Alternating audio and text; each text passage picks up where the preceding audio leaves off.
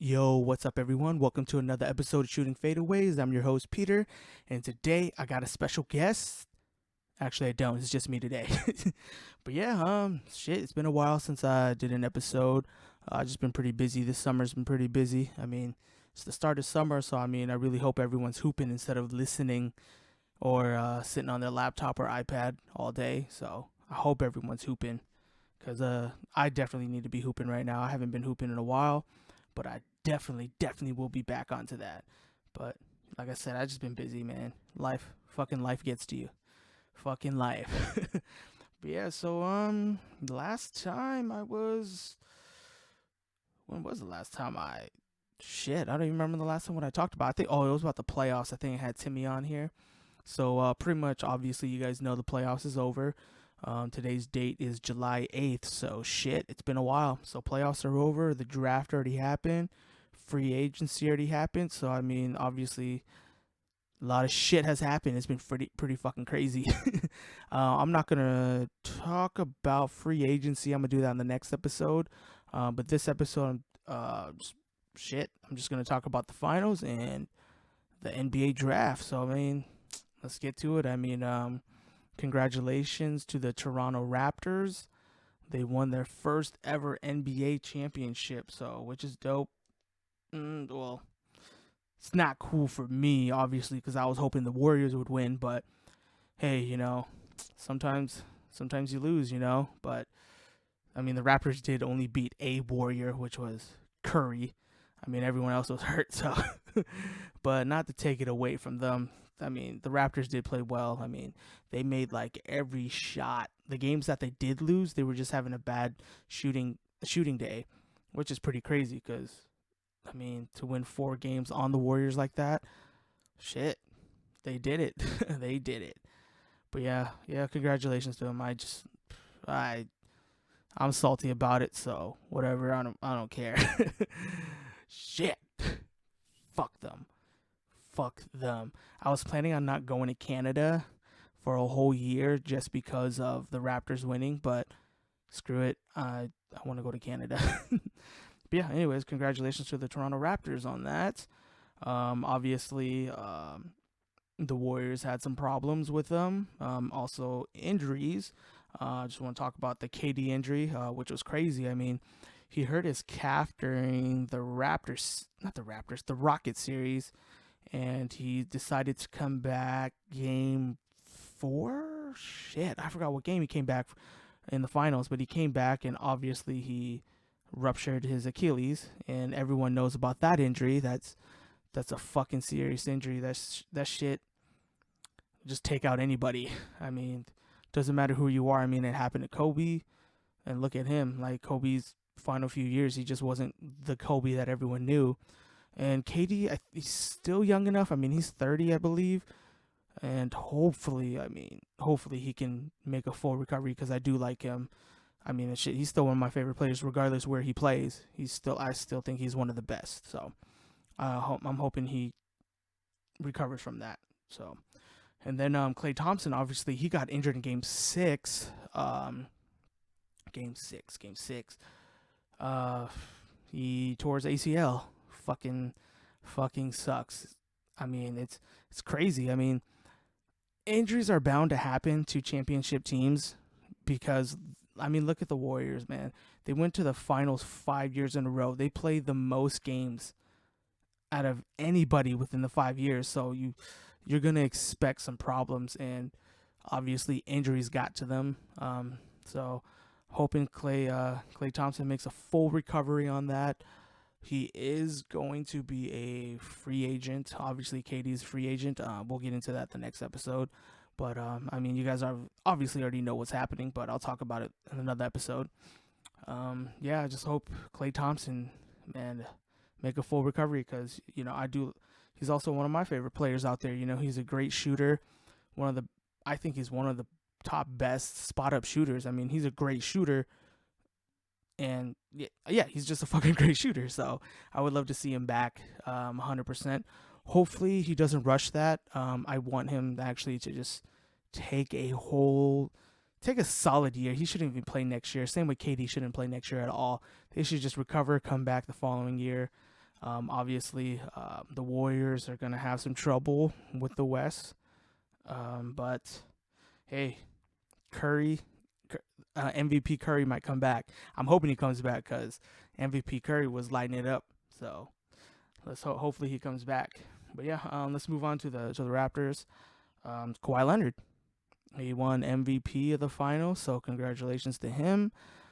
Not too much of a big fan of Kawhi Leonard. No, there's nothing wrong with him. I'm just not really a fan of him. Obviously my cousin is, so he's probably going crazy right now, or he was going crazy when he won. So hey, congratulations to them. So, but yeah, let's move on from the finals. I'm done with the finals. I just don't want to talk about that shit no more. I just want to move on with my summer, just move on with this shit. But yeah, let's get right into the NBA draft. So, let's see. The Pelicans won the first pick of the NBA draft. That shit was crazy. It just shows that losing that, like, even if you have the worst record, you can't get the best pick anymore. Obviously the NBA changed the rules because with the lottery picks, top 14 players, those are considered the lottery picks because those are the 14 teams that don't make to the playoffs. So before, if you had the worst record, you would have the best percentage. And one of the big reasons they changed that to what it is now, which is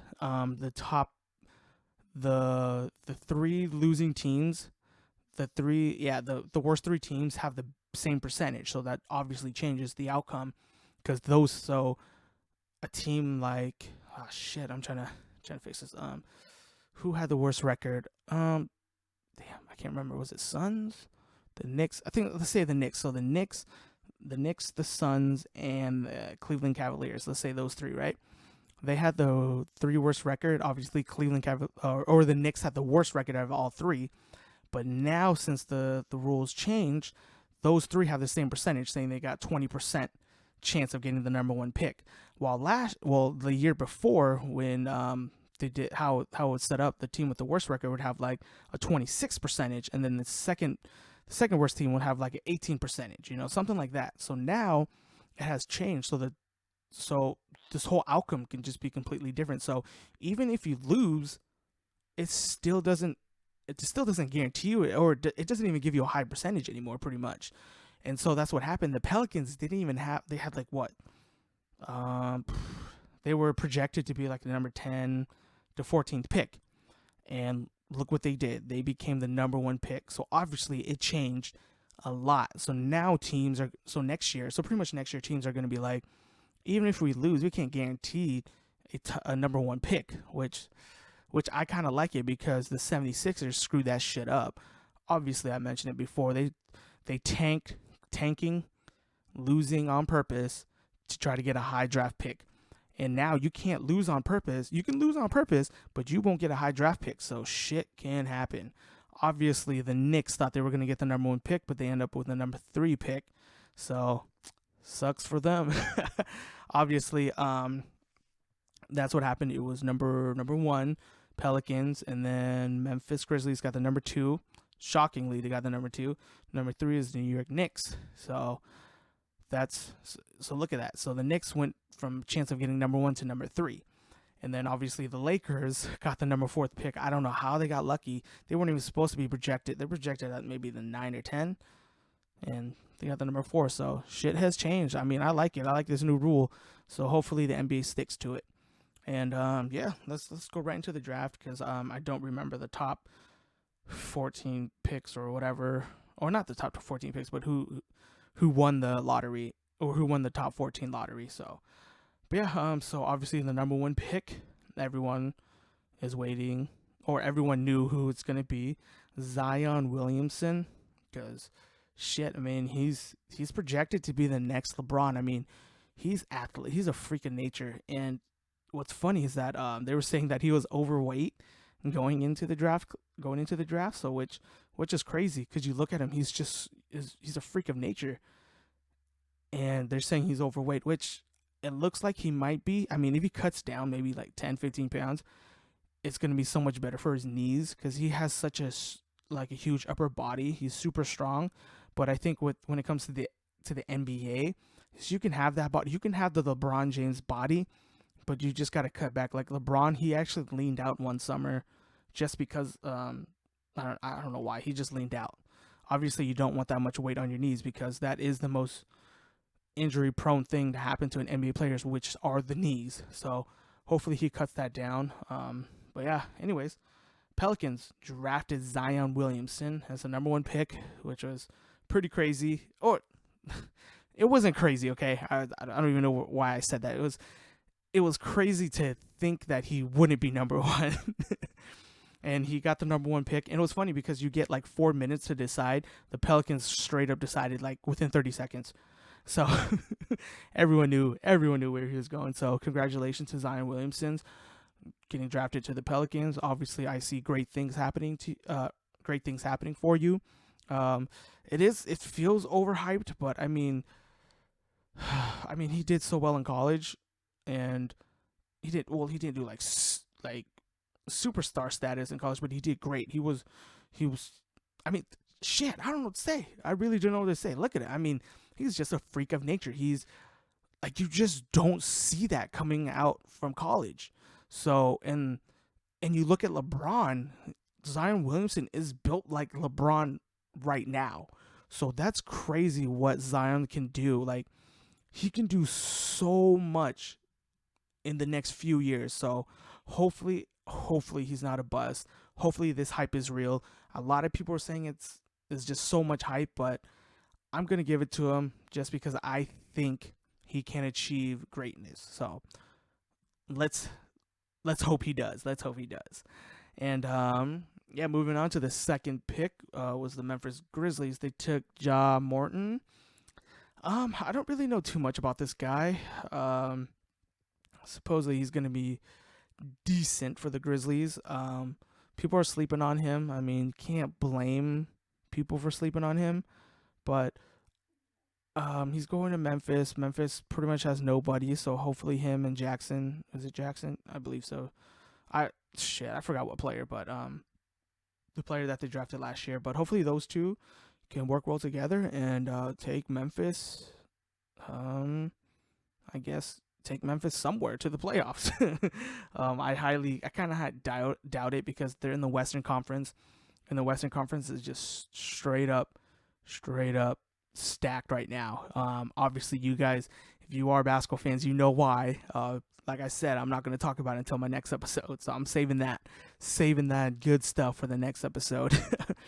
But yeah. So hopefully, he can do something for the Memphis Grizzlies because they definitely need it. I mean, obviously, Mike Conley's gone, but let's move on. I'll talk about it later. So now moving on to the third pick, R.J. Barrett. He pretty much only worked out for the New York Knicks when they found out that the Knicks was getting the number 1 pick, or number 3 pick. I mean, just because I don't know. He just wanted to go to New York. I guess he just wanted to go to New York. So. I mean, obviously, he didn't want to go to Memphis. I don't think nobody does. I think if the Knicks got the number 1 pick, obviously, they'll take Zion Williamson. And if the Pelicans had the number 2 or number 3, they would have took R.J. Barrett. So it worked out either way. Obviously, he didn't want to play for Memphis, R.J. Barrett. So he pretty much declared that, hey, I want to go to New York. I want to be that guy. So he did. He only worked out for the Knicks, and the Knicks drafted him. He was pretty much... I think he was the most well-prepared mentally to play for the Knicks, just because everyone knows the story about the Knicks. You know, like, you go to New York, you better show up. And during the draft, he was walking around, going to the fans, high-fiving everybody. The draft was held in New York, so he was doing that. I think he might be getting too cocky, but I like it. Because he's stepping up, because no one is stepping up to play for New York. We obviously know why. I think it's the owners, because nobody wants to play for that owner. With the whole Oakley thing last year or the year before when Oakley got arrested because the Knicks owner wanted him out of the arena and stuff. And so there's so much drama there. So I think a lot of people don't want to play for the New York Knicks. Obviously, it's the most money that's there. Like the Knicks have money. They are the number one, I believe, market. New York, New York. You know, you go to New York, there's a bunch of shit that players can make money off of, and obviously number two is the Los Angeles Lakers. That's the second destination you could go to make money, and or the Clippers, because the Clippers are in LA also. But anyways, yeah, to RJ Barrett, you know, hopefully he steps it up. He steps it up. So I'm just gonna give a little insight during the summer league. He's been playing trash. Uh, maybe it's just nerves or whatever. But if he's playing like this against a bunch of sophomores and rookies, he's gonna. The NBA is a different story. He's gonna have some trouble. I know he's gonna have some trouble. I mean, he's the only guy in New York that freaking really matters because there's nobody else that's on the Knicks. So I mean, if he wants, apparently he said it, he wants all the smoke. So let's give it to him. Prove everybody wrong, RJ Barrett. I think you're a great player too. I mean, I think you're great. I think you can do it. I think you can do it. So let's just prove everybody wrong because apparently nobody thinks you can do it. So, but I got hopes for you, man. I definitely got hopes for you. So I'm excited for you, man. So hopefully Zion Williamson, Ja Morant, RJ Barrett, you three guys, I would love to see you guys, this young new generation, you know, kick off this NBA because you guys, I don't know how old you guys are actually, but you guys are the first group of NBA players. You guys are the first group NBA players that are born in the year 2000. That's fucking crazy. If you think about it, last year and the year before, those players were born in like 98, 99. So there is no more 90s kids technically that were born in the 90s. So you guys are the new generations. You guys are going to pretty much change the game. If you guys are really that great, that good, which I know you guys can be, you guys will change the game. Because, I mean, think about it. When LeBron came in the league, he was hyped, but he showed everybody up. And then all of a sudden now the league is such at a fast-paced game because you got LeBron. I mean, LeBron does get tired, but you got LeBron running, and then you got Curry. Curry's obviously in the class of 2000s. What class was he? 09? Yeah, he was 09. So he was in the 2000s to 2010s. He's in that class range. NBA draft range. NBA draft range. Those guys, they changed the game. So, and you guys are actually, and RJ Barrett, Zion Williamson, you guys are born.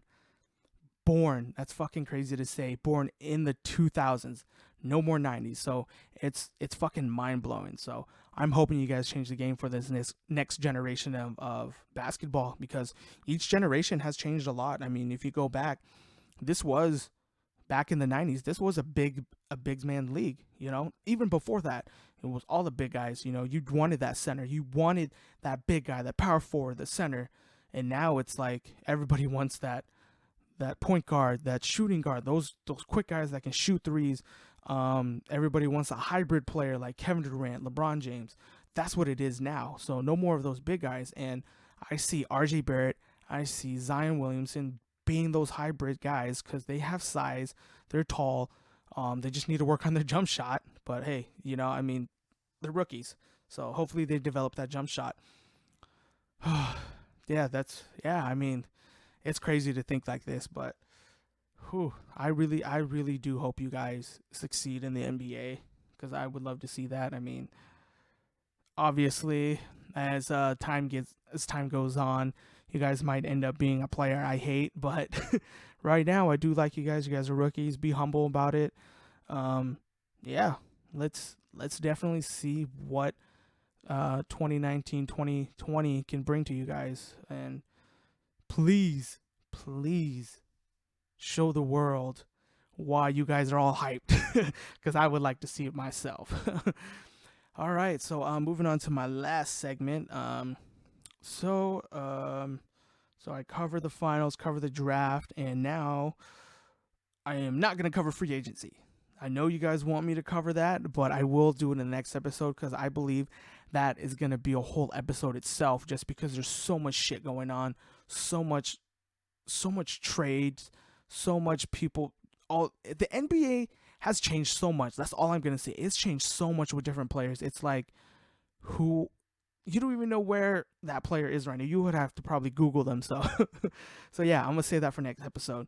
But right now, let's talk about the NBA awards. So the NBA awards happen. I love that the NBA is finally having its own show instead of just giving out the awards. Like, you know, the NFL has the NFL awards where they do a whole like hour or two, I would say 2 hours on TV, just giving out awards to the players, MVPs, and all that stuff, which I love that. The NBA never did that until a couple years ago, which I love. So definitely keep the NBA awards up because I will always watch it. Yeah, so I will always watch it. Anyways, yeah, let's go to the awards. So I'm just gonna do. There were other awards in there, but I'm just gonna stick to the top one. So obviously, wow, I wrote this all weird, but rookies, rookie of the year. It was between Luka, Trey, and DeAndre, and obviously, Luka Doncic wins rookie of the year. It was pretty much a no brainer. As I like Trey Young, but I think Luka was just more consistent. If Trey Young cut, you know, I had him on fantasy, and it sucked because he had great games, but those turnovers killed me. So, and Luka definitely he showed the world what he could do, and he did. He's rookie of the year. I see him as, let's see, he could. I mean, he's playing for the Dallas Mavericks, so he could be the next jerk for that team. Obviously, he's not a tall guy, but he's great. I see him in all NBA team in the future, so hopefully that goes well for him. And congratulations to Luka for winning Rookie of the Year. And then let's see, Sixth Man of the Year went to one and only Lou Williams. So congratulations to Lou Williams. He did great. You know, I was super excited actually for him to win because he deserves it. I think this is his third time, which is crazy. That's crazy.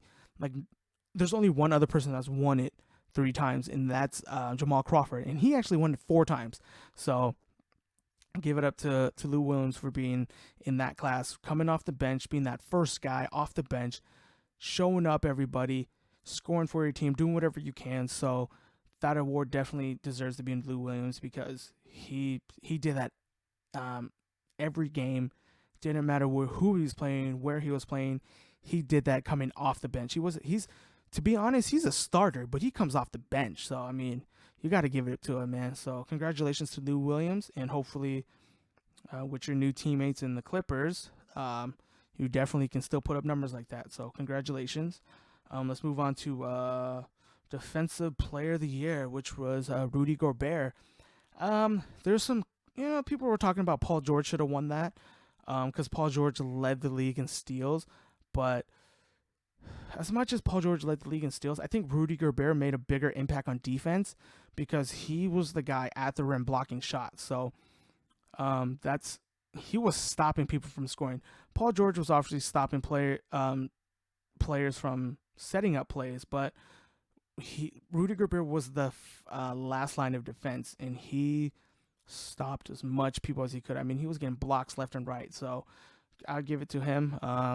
Paul George, maybe they could have been co-defensive player of the year. I think that would have been cool, but everybody only wants one winner. So congratulations to him. I think Paul George did great all season. I mean, he's not that. I feel like he's been cocky. Oh, not he's not been cocky, but he's kind of gotten cocky ever since he went to the Thunder. So I've been kind of like, nah, I don't really want to like follow this guy anymore. but I mean, hey, I give it to him. He had a great season. He was in the MVP category, which I'll get into a little bit later. But yeah, I think defensively, I mean, it was a toss-up. Let's just say that. It was a coin flip, and Rudy Gobert won. So Paul George, don't get mad, but hey, I think you had a great year, man. Let's give it to you for that. You are a defensive player. You were all defensive teams, so I mean, obviously you were recognized for it. You just didn't win all defensive player. But if Rudy Gobert had a bad year on defense, you would have won it easily. So, but yeah, anyways, congratulations to Rudy Gobert from the Utah Jazz. So hopefully, I would like to see him win 3 in a row. That'd be pretty cool. And then, most improved player of the year, obviously from the Toronto Raptors, Siakam. I don't really want to talk about it because I don't want to talk about Toronto. I don't want to talk about him. Yeah, let's not. Okay, no, I can't be a dick about that. But yeah, anyway, Siakam, damn, he did great this year. I mean, I think having Kawhi Leonard on the team helped him a lot develop his game. So I see why he got most improved.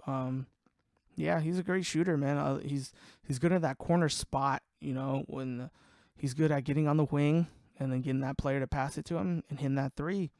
He's really good at that, so I can see why he improved because he's making his shots. He's getting more points, obviously, and I think he should congratulate Kawhi for that, or he should give props to Kawhi because Kawhi did make him better. So, but yeah, not to take his shine away, Siakam, you are most improved, and congratulations to you on that. And so now we are moving to the MVP award. MVP. So, MVP award, who were the top 3? It was Giannis, Paul George, and I think James Harden. Obviously, you know who won that shit. Giannis, baby, from the Milwaukee Bucks. One of my favorite players. I got a lot of favorite players, okay? He's one of my favorite players, though. Him and Kevin Durant right now. And Giannis is the one that's coming up where I do love him. I love him, man. I love how he plays. He plays his heart out. So he puts 100%. He's practiced. He does everything. And he won the MVP. And congratulations, because he led his team to a 60-win season. Obviously, it was cut short in the Eastern Conference Final. But don't take that away from him because he balled out this year. He fucking balled out. So congratulations, Giannis. So when Kobe retired a year later, Kobe was like telling certain players or, like what to do, not what to do, but like, hey, go out there and be the best 3-point shooter or whatever, So about 2 years ago, 2017, Giannis asked Kobe, and Kobe tweeted out, win MVP. Win MVP. And obviously that was on Giannis's goal because Kobe said, hey, this is what you can actually do is win MVP. So go out there and do it.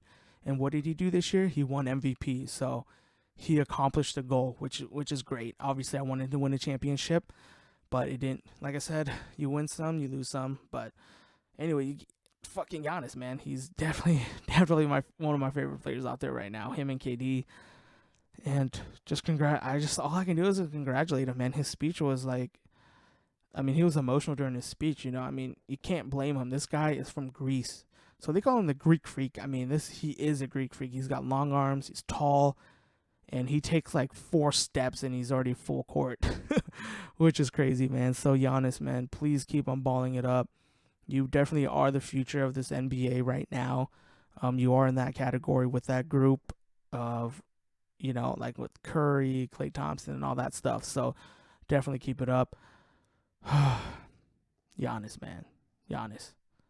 Thank you for balling out. And I wish I actually had you on fantasy last year or this past year. I wish I did. Somebody took him. My buddy Lung took him, so I was pissed. I think Lung took him. I don't know who took him. But anyways, if you are available next year, I will definitely draft you because you definitely are one of my favorite players. You and KD right now are on the top.